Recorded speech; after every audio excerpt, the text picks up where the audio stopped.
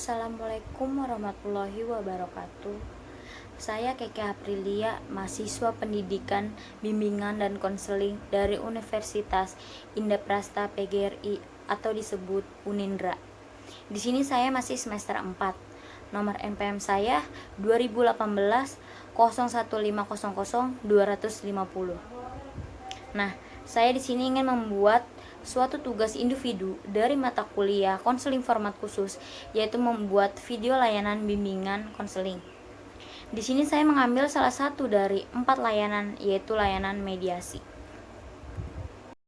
Oke, sebelumnya di sini saya akan menjelaskan apa saja layanan yang ada di bimbingan dan konseling.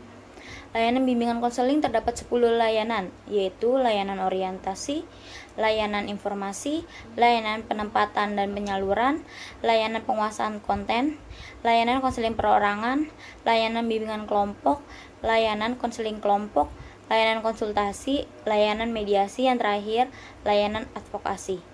Tetapi di mata kuliah ini hanya 4 saja yang menggunakan layanan tersebut, yaitu ada layanan konsultasi, layanan mediasi, layanan penempatan dan penyaluran, yang terakhir layanan advokasi.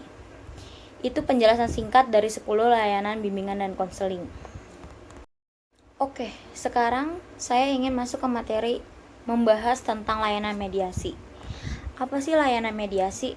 Layanan mediasi dilaksanakan oleh konselor terhadap dua pihak atau lebih yang sedang dalam keadaan tidak menemukan kecocokan atau tidak harmonis. Misalnya ketidakcocokan ini dirasakan oleh anak kebutuhan khusus yang merasa tidak cocok dengan teman sebangkunya yang tidak memiliki kebutuhan khusus, atau anak pada umumnya, atau dengan anak kebutuhan lainnya karena hal-hal yang merasakan terusik dengan perilaku temannya karena suka mengolok-oloknya.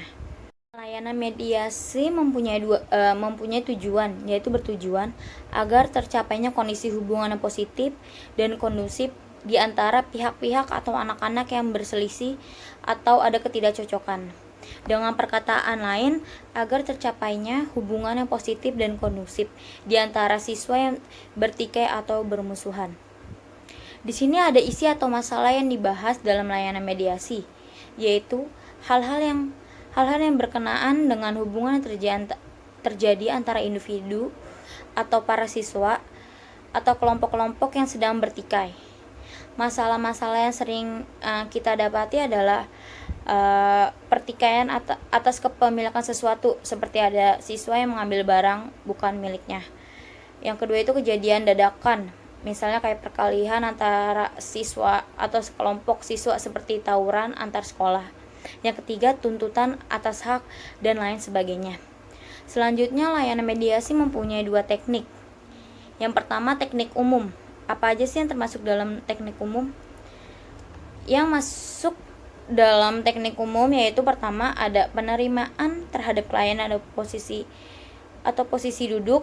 Proses layanan mediasi diawali dengan suasana penerimaan harus dapat mencerminkan suatu penghormatan, keakraban, kehangatan, dan keterbukaan terhadap semua calon peserta layanan, sehingga timbulnya suasana kondusif proses layanan mediasi.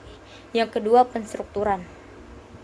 Dalam penstrukturan juga dikembangkan tentang pentingnya asas-asas konseling dalam layanan mediasi, terutama asas kerahasiaan, keterbukaan, dan kesukarelaan. Selain itu juga harus dikembangkan pemahaman terhadap klien bahwa konselor tidak memihak kecuali kepada yang kebenaran.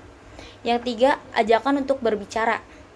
Apabila melalui penstrukturan para siswa belum mau bicara, khususnya berkenaan dengan pokok perselisihan mereka yang memerlukan mediasi, konselor harus mengajak siswa mulai membicarakannya. Yang kedua, teknik khusus. Teknik ini diterapkan dalam layanan mediasi bertujuan untuk mengubah tingkah laku para siswa yang berselisih. Beberapa teknik khusus yang bisa diterapkan dalam layanan mediasi itu, yang pertama, informasi dan contoh pribadi. Informasi harus diberikan secara jelas dan objektif, sedangkan contoh pribadi harus diberikan secara sederhana dan tidak berlebihan. Yang kedua, perumusan, tujuan, pemberian contoh, dan latihan bertingkah laku. Teknik ini diarahkan untuk terbentuknya tingkah laku baru Latihan bertingkah laku khususnya cara berhubungan atau berkomunikasi dapat dilaksanakan melalui teknik kursi kosong. Misalnya dengan cara latihan keluguan dan bermain peran atau dialog yang diarahkan untuk terbinanya komunikasi yang objektif, jujur, bermoral, dan bertanggung jawab. Ada juga latihan penenangan, desensitisasi, bertujuan untuk terhindarnya siswa dari hal-hal yang mengganggu dirinya karena siswa terlalu sensitif atau kurang terhadap rangsangan tertentu.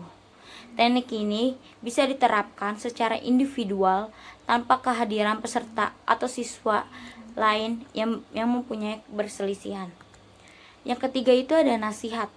Diusahakan tidak memberikan nasihat apabila teknik-teknik yang lain sudah diterapkan secara baik. Nasihat tidak diperlukan lagi. Yang keempat itu ada peneguhan hasrat dan kontrak. Teknik ini merupakan tahap pengunci atas berbagai upaya pengubahan tingkah laku yang telah dilaksanakan.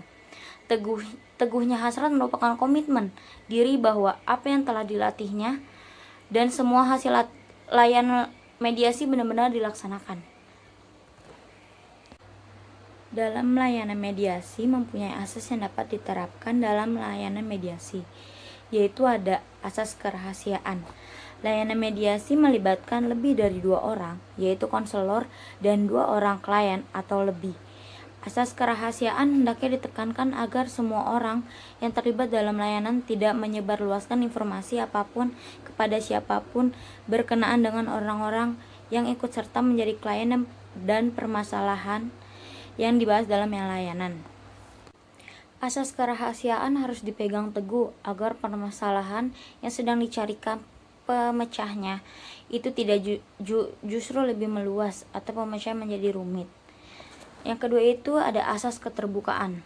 Keterbukaan para peserta layanan secara langsung maupun tidak langsung dipengaruhi oleh adanya orang ketiga dalam proses layanan, baik orang lain itu dari pihak atau kelompok sendiri maupun dari lawan yang bertikai.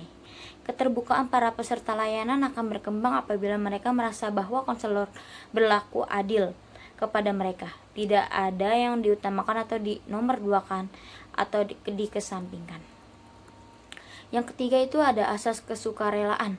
Semua peserta sejak awal bersukarela mengikuti layanan mediasi. Tugas pertama konselor adalah membangun keterbukaan semua peserta layanan melalui cara-cara penerimaan yang baik dan memberikan penstrukturan yang di dalamnya terkandung pengembangan asas kerahasiaan dan keterbukaan sehingga mereka dapat bersukarela mengikuti proses layanan.